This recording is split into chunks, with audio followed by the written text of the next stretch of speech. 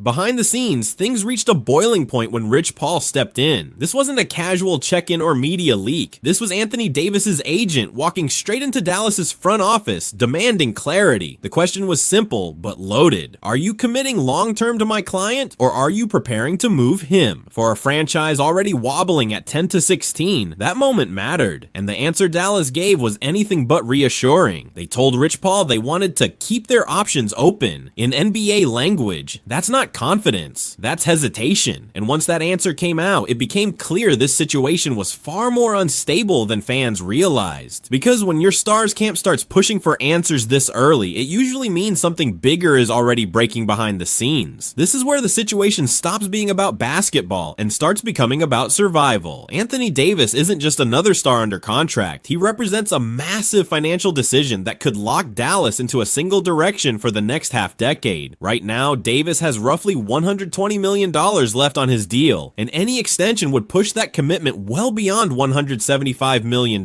paying him deep into his late 30s. On paper, that's superstar money, but in reality, it comes with superstar risk. When Davis is healthy, he's still elite. He changes games defensively, draws double teams, and gives you production most big men simply can't replicate. The problem is that availability has become part of his profile. Since the 2020-21 season, he's played 60 games or more just once. This season alone, he's already missed extended time again. That pattern is impossible for front offices to ignore, especially in a league where every roster spot and dollar now carries heavier consequences. Around the league, executives aren't questioning his talent, they're questioning the math. One Western Conference executive summed it up bluntly, saying it's hard to justify a 35% max contract for a player who isn't consistently on the floor. That sentiment matters because it explains both Dallas's hesitation and the lukewarm trade market. Committing that kind of money doesn't just affect one season, it affects future extensions, depth, and flexibility around young players like Cooper Flagg. For the Mavericks, this isn't a choice between keeping or trading Anthony Davis. It's a decision about whether tying their future to his health is worth the downside if things go wrong.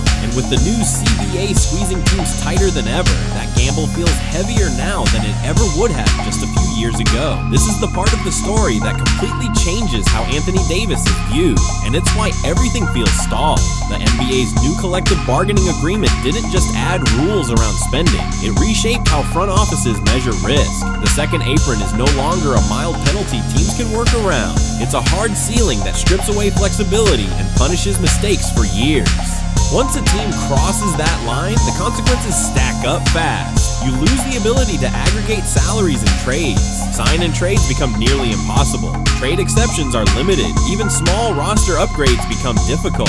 In other words, if you get it wrong, you're stuck. For a franchise like Dallas, that's terrifying, especially with a rookie cornerstone like Cooper Flagg, whose development window they can't afford to waste. This is why Anthony Davis's contract changes everything. His salary isn't just large, it dominates the cap sheet. Any extension or trade involving him doesn't just affect one season, it shapes the entire roster structure for years. One poorly timed move could push Dallas into second apron territory and trap them there through Flagg's rookie contract, with almost no room to adjust if injuries pile up or the roster doesn't click. In the old NBA, teams would have taken that gamble without hesitation. You'd add the star, chase wins, and figure the cap out later. That mindset doesn't exist anymore. In today's league, flexibility is as valuable as talent, and Anthony Davis, because of his age, injury history, and financial weight, forces teams to sacrifice that flexibility all at once. That's why Davis isn't being viewed as a no-brainer superstar asset anymore. To many front offices, he's a high-variance bet, capable of raising your ceiling in the short term, but also capable of locking you into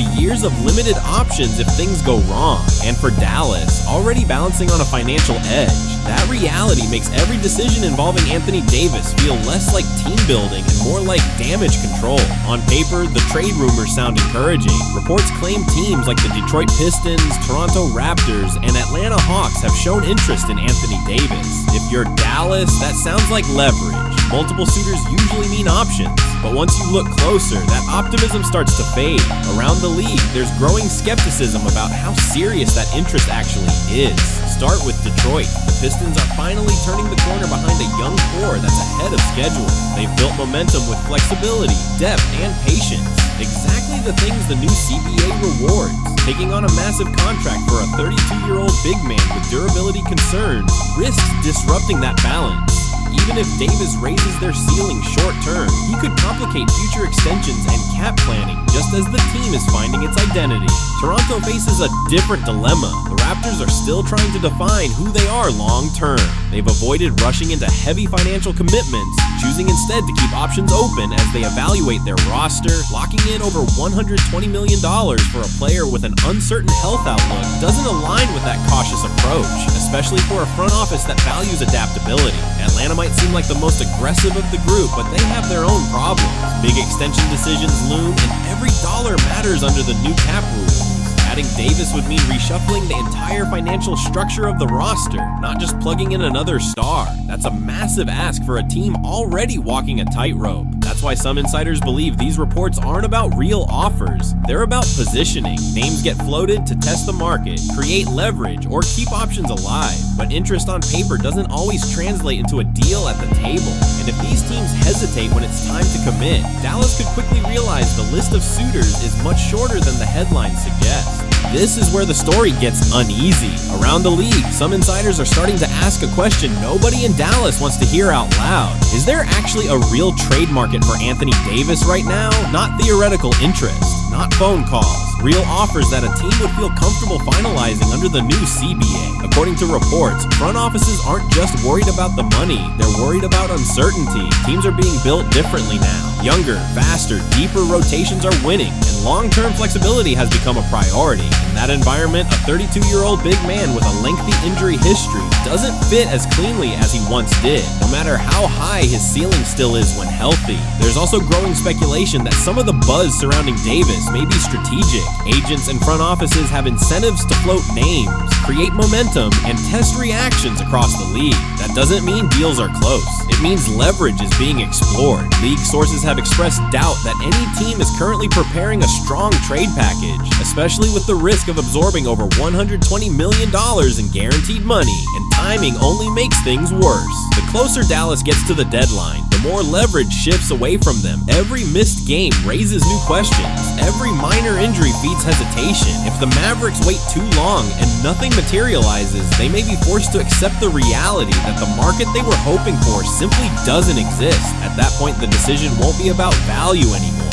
It'll be about minimizing damage before options disappear completely. At this point, Dallas is staring at 3 realistic options, and each one comes with a different kind of risk. There's no clean win here, only choices that force the front office to pick which downside they're willing to live with. The first path is full commitment.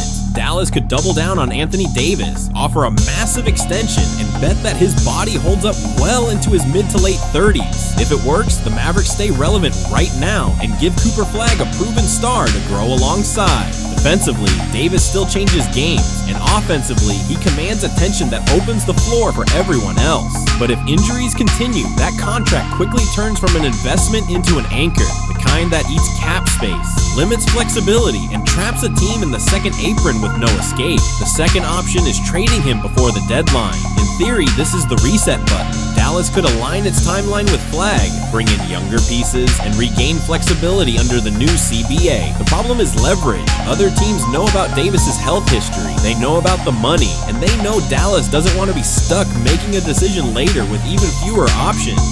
That reality drives offers down, turning what should be a franchise-altering trade into a difficult compromise.